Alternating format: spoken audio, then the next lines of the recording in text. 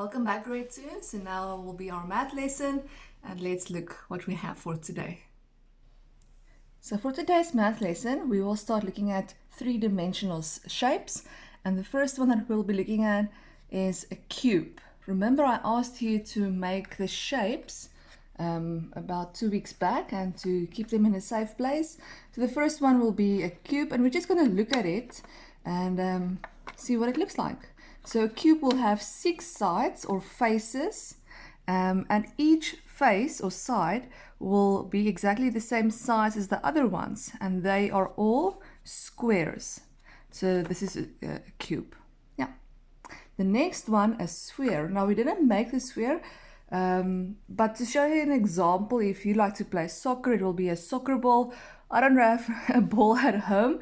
The only thing that I could find that was round is a Timbit. So this is also a sphere, a round solid figure. Okay. The next one, a cylinder. So a cylinder will have 2 round sides, the top and the bottom. Both will be circles. You think of this could be like a bottle with a round cap and top and round bottom part. So this will be a cylinder. The next one, or the last one, a cone.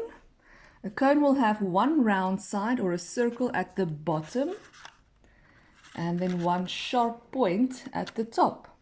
You can also lay it down like that. So if you think of an ice cream cone, that's why they call it a cone, ice cream cone, because this shape is called a cone.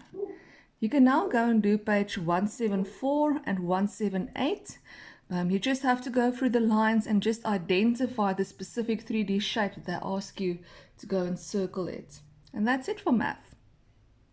There you go, grade 2. That's the work for today. Don't forget our Zoom video call at 1 p.m. where I will be making a special announcement. See you there.